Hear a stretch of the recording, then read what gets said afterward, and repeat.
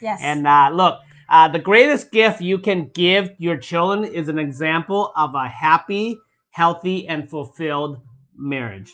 As an example, right? Amen. Yes. And Yes. hey, today we're and this is fun. We this is the our today's family day, so this topic is just on family, and this is the 8 tips how to raise successful kids. Yes. So this is episode 3, and if you have not watched episode 2 yet, please do. It's on there. It's get happy yourself. The topic of that is happy people equals happy results. So if Yes. you have not watched that episode, I would highly recommend it. It's a phenomenal episode. It sets pretty much the stage and sets everything up for your environment that you want to create for your family. So, and today's topic is celebrate as a family and celebrate as often as you can. Yes. That's fun, right? Yes. And we love this topic because we do this all the time. And Yes. and if you like everything here, guys, again, please like our page, comment, as well as share. So and then follow us. So if we're always doing recordings, always doing live. So this way, when a new live pops up, a new video pops up, you'll be alerted as well. Okay, so Yes.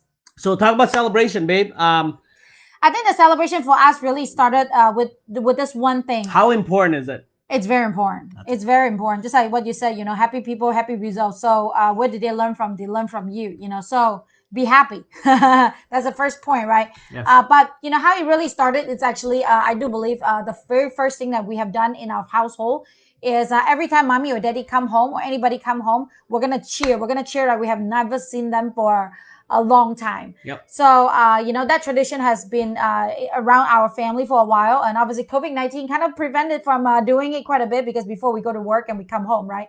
So a lot of time what happened is, we have GPS on our phone. I hope you do too, because, for safety purposes. But, every time, my husband come home or I come home, everybody will know because we'll get a notification that we're within a mile of the house and then we'll just all get ready. And then by the time, daddy or grandpa or grandma coming into the house, then, me and the kids will cheer. Yay! Daddy is home. Mommy is home. Right. And then we will just, give each other a really, really tight hug. And that really set the tone every single time somebody come home. Because again, we went out and we worked really hard. Right. And sometimes we just need the cheerleader. Right. So Yes. celebrate wins and focus on that. And now, that's what we do all the time. And when the kids come home, that's what we do too. Oh my goodness, you're home! I miss you so much. Where did you go? Yep. And that just creates all this excitement. You set the tone for the day and set the tone for our family. And the cool part is the kids do it, right? And that's the best part. Like I said, the best example, the best gift you can give your children is an example of a fulfilled, a healthy, a happy marriage. Because guys, look, let's be brutally honest here. What we want to do for our children is have them treat their queen the way that you treat your queen.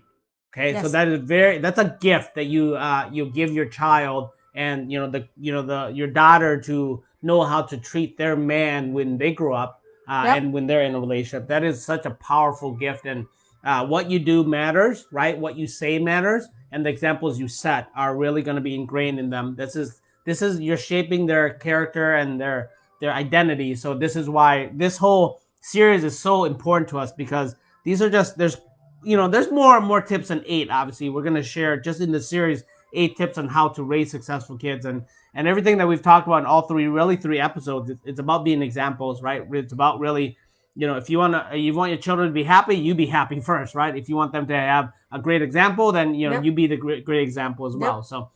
And we're going to share with you 2 tips. Yep. And the first tip we're going to have is really celebrate immediately, and really make it a big deal. Yes. Even if it's small, something small, right? There's times where, children, they yearn, right? They yearn the love, the connection, and ultimately they want to feel enough. Yep. Right. So I see, like, something, I was sharing something as simple as our little one, our 4.5-year-old Troy. He'll draw something on a small piece of paper, something that, whether it looks nice or not, he made the effort, right? And he'll show mommy. I can hear it. I'm in the office and I can hear it, and mom's like, oh, wow. Mom's like, oh, wow, that's so pretty, right? And for me, as their father, I get up, I go there, but like, oh my God, that's amazing. That's so pretty, Troy, great job. And we celebrate it, small or big, it just doesn't matter. What that does, it impacts your child so much in terms of, I'm loved. At the end of the day, that's really, if you boil it down to it, whether you celebrate that win, small or big, it makes your child feel loved, Yes. and And it if you don't creates know how to love. celebrate, just raise your hand and say, yay, Yeah, right? simple. And Just that's all that you yay. need to do. Exactly, exactly. Oh, the lights came on. But so celebrate. Again, celebrating. It's like a bank account. There's no. You can't get a deficit from it, right? It's just Yes. only positive deposits, and it creates this environment of love. Yes. Really, it does. It's very powerful. Yes, this is the thing, the world is, automatically pretty negative. It really depends on how you choose it, right? How do you choose your friends? How do you choose to react in the situation? But on top of that, it's also, I always like to talk about the emotional bank account. How much happiness do you have in your bank account? Or are you actually grow on the deficit, on the negative, right? Because if you are, usually happy and if that negative thing come to you, it's okay because you still have a cushion, right? You're still getting, you can still withdraw from it, right? So ultimately, for me, obviously I'm trying to make sure that I don't raise like suicidal children. I don't want to just raise a depressed children, because it's really where your focus go, your energy flow. If my kids can see all the positive in everything that's happening, even if something really drastically happened, they can still see the positive in it, right? Just like this guy, Nick. I can't remember his last name. Do you know? Do you remember the last name? The Nick, where he only had one arm, one finger, Very tough no last. legs. Fentantino's. Yeah, I've always Yes, had a hard time saying his yes. name, but Well, we'll put beautiful man. yeah, we'll put in the Beautiful man. link down below Oh for you. gosh. I have a Rock picture. star. Yeah, I have connected with him. We talk about it. I just so admire. No arms, no legs. I mean, he's got a Yeah, stub, and he's just. The Rock, was his big fan. He was speaking on Tony Robbins stage, Gary Keller, Keller Williams stage. I mean, he was just so amazing, and he's like, yeah, I just so thankful for my mom and dad, because they didn't give up on me. Everybody's like, yeah, you're done.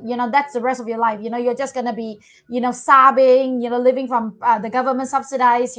You are done. Well, At he was 4 or 5 years actually old. his mom and dad made the decision way before he was even born. They found that he was going to be born without legs and arms at birth. Yeah. So while she was in his tummy, and he was in her tummy, and his mom said, "No, this is my child. Whatever God give me, and I'm gonna have this child." This is amazing, amazing story. Yeah, it's amazing story. Please, go in there. Follow him too. If you need. And then he talk about this.